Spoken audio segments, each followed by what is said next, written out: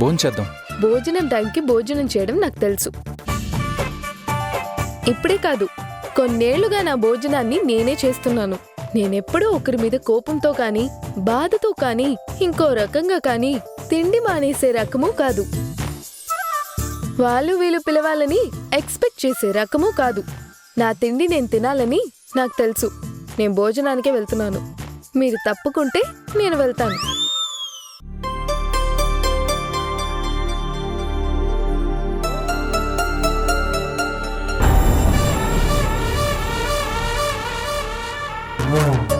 కూర్చోమ్మా, కూర్చో.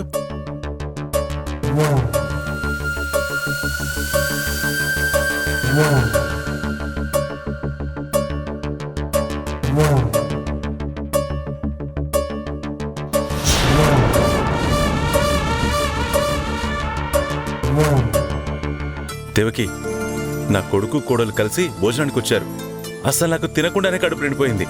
కానీ ఈ ఆనందంలో వాళ్లతో కలిసి భోజనం చేయాలి కాబట్టి భోజనం చేస్తాను. వడ్డీని చెప్తా.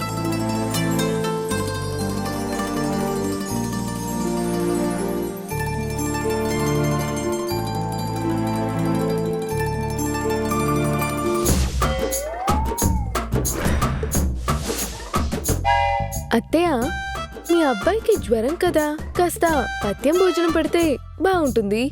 ముఖ్యంగా ఉల్లిపాయ పథ్యం.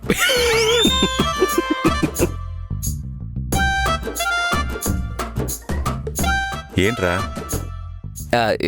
ఏం లేదు సార్, మీరు తినండి. ఉల్లిపాయ నచ్చుకోండి, బాగుంటుంది.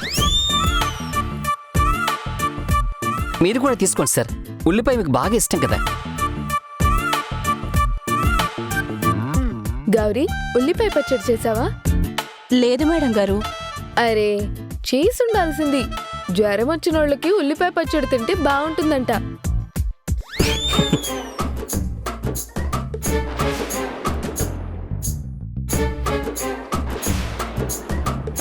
అత్త, ఉల్లి రసం, ఉల్లి సాంబార్ ఏమైనా ఉంటే మొత్తం ఆయనకు పెట్టండి. అదే ఆయన జ్వరానికి మందు. రేయ్, ఈ ఉల్లిపాయ గోలేంట్రా? అది నేను తర్వాత చెప్తాను సార్, ముందు తినండి.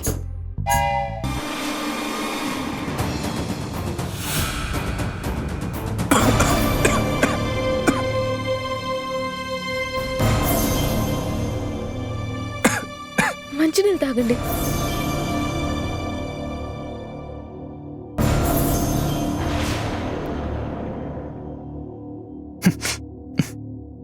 థ్యాంక్స్.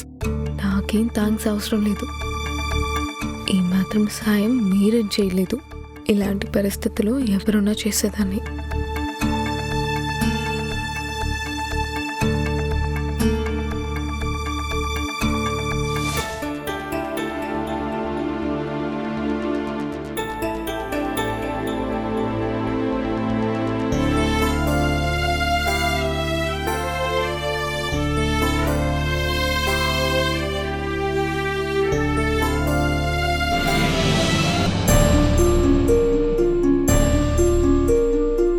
పనికెళ్ళి పైసా సంపాదించకపోయినా సిగ్గు లేకుండా వచ్చేసింది చూడు. కొంచెం కూడా పౌరుషం లేకుండా తినడానికి ఎలా వచ్చిందో చూడు. అసలు ఈ పనికి మాలిన కోడళ్ళు ఎందుకు వస్తారో. ఏముంది ఆ కోడలి వల్ల సంపాదన?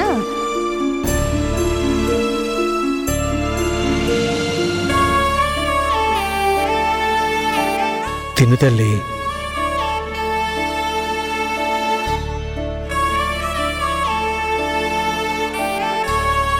నన్ను క్షమించండి నాన్న అని అడిగే అర్హత కోల్పోయాను. మీరు నన్ను కంటికి రెప్పలా కాపాడుకున్నారు. కానీ నేను మీ కళ్ళే పొడిచి వెళ్ళిపోయాను. నన్ను చిన్నప్పటి నుంచి అల్లారు ముద్దుగా పెంచారు. కానీ నేను మిమ్మల్ని అల్లరి పాలు చేసి వెళ్ళిపోయాను. కూతురంటే ఇలా ఉండాలని నెత్తిన పెట్టుకున్నారు. కానీ నేను మీరు తలదించుకునేలా చేశాను. మీ కడుపు కోతకి కారణమైన నాకు ఆ దేవుడు నా కడుపు మాడుస్తూ తగిన శాస్తే చేస్తున్నాడు. నన్ను క్షమించండి నాన్న. అయ్యో, ఆ మంచినీళ్ళు ఇవ్వు. ఏమండి, తాగు నాయనా.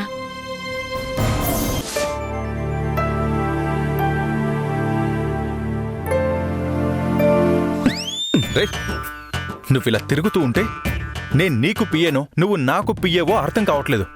కాస్త కుదురుగా ఉండొచ్చు కదా. పోన్లే బాసు, మీ మాటల్లో అయినా నాకు ఒక పిఏ ఉన్నాడని సంతోషం కలిగింది సార్. అయినా ఇలా కాలుగల పిల్లిలాగా అటు ఇటు తిరుగుతుంటే కాళ్ళ నొప్పులు వస్తాయి గానీ ఐడియాలు ఎలా వస్తాయి బాసు? కాలు కాలిన పిల్లి మూసుకుని ఓ మూలన పడుంటుందే కాని ఇలా ఎందుకు తిరుగుతుంది? ఈ లాజిక్లకి ఏం తక్కువ లేదు. అయినది సామెత బాసు. వాడెవడో కనుక్కున్నాడు, నేను జస్ట్ వాడుకున్నానంతే. మీకు లాజిక్ ఉండాలంటే వెళ్ళి వాడిని అడగండి.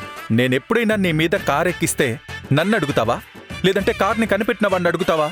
ఇదేం సడిజన్ సార్? నేను సామెత గురించి మాట్లాడుతుంటే మీరు చావు గురించి మాట్లాడుతున్నారు. మూసుకుని ఆ రాక్షసిని నా గదిలోకి తీసుకెళ్లే ఐడియా ఉంటే చెప్పు, అంతేగాని అడ్డదిడ్డమైన సామెతలు చెప్పుకో. మిట్ట మధ్యాహ్నం ఇలా ఎండలో నడుస్తూ ఆలోచిస్తుంటే తిన్నది అరిగిపోయి నీరసం వస్తుంది సార్.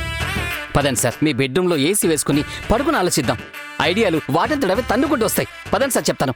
రేయ్, నా బెడ్రూమ్లోకి ఆ రాక్షసి ఎలా రాదో నేను చూస్తాను. తనంతట తనే వచ్చేలా చేస్తాను. యుద్ధాన్ని అయినా గెలవచ్చేమో గానీ ఆర్దని మనసు గెలవడం అంత ఈజీ కాదు బాసు. అది నీలాంటి వాళ్ళకి. నాకు గెలవడం కొత్తేమీ కాదు. అయినా నేనేమన్నాను రా రాక్షసిని?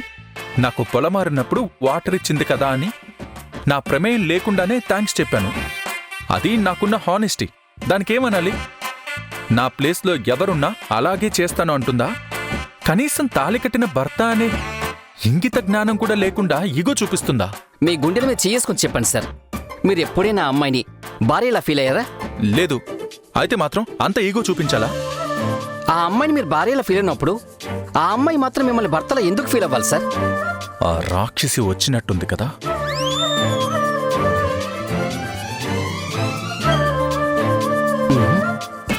మీవి డేగా కలదు సార్. స్ట్రైట్ గా చూడకపోయినా మదం వచ్చేసారని ఇట్టే చెప్పేశారు. అలా చెప్పడానికి డేగ కళ్ళే ఉండాల్సిన అవసరం లేదు. 180 డిగ్రీస్ వరకు అన్నీ కనిపిస్తాయి. ఇవన్నీ బానే తెలుస్తాయి, కానీ భార్యతో మాట్లాడే పద్ధతి మాత్రం తెలీదు. తొక్కలో పద్ధతి. ముందా రాక్షసిని భార్య అండం మానే.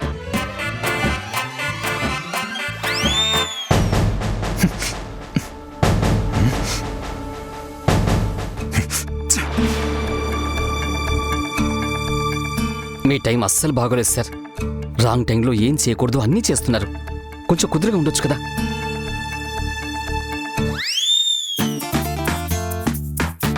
చిచ్చి, మైల పడిపోయింది, మళ్ళీ ఉతుక్కోవాలి. అసలు ఏమనుకుంటుందిరా నా గురించి? నేను తాకితే మైల పడిందంటుందా? ఆవిడ పక్కనే ఉన్నారు కదా సార్, ఆవిడని అడగొచ్చు కదా. నా ఓనీని చీచి అని విసిరేస్తాడా? ఎంత ధైర్యం ఉంటే ఇలా చేస్తారు? అదేదో ఆయన్ని అడగొచ్చు కదమ్మా. ఓణిని కాదు, ఆ రాక్షసినే విసిరేస్తుండాలి. పోతే పోనీ అని థ్యాంక్స్ చెప్తే హ్యాపీగా ఫీల్ అవ్వకుండా ఆ ప్లేస్లో ఎవరున్నా అలాగే చేసేదాన్నని ఈగో చూపిస్తుందా? పోతే పోనీ అని థ్యాంక్స్ ని భిక్షంలా వేస్తే నేనెందుకు తీసుకుంటాను? తాళి కట్టిన భర్త అని కూడా చూడకుండా ఎలా మాట్లాడుతుందో చూడు. తాళి కట్టినంత మాత్రాన భర్త అయిపోరు. భర్తలా ప్రవర్తిస్తే భర్త అవ్వగలరు. భర్తలా ప్రవర్తిద్దామని భోజనం చేయడానికి పిలిచాను. అక్కడ తలపొగరు చూపించింది. దాన్ని తలపొగరు అనరు, ఆత్మాభిమానం, సెల్ఫ్ రెస్పెక్ట్ అంటారు. ఆయన బంధాలు విలువలు తెలియని నీలాంటి వాళ్ళకి ఆత్మాభిమానం, సెల్ఫ్ రెస్పెక్ట్ గురించి చెప్పాలనుకోవడం నా మూర్ఖత్వం. నన్ను మూర్ఖుడంటుందా?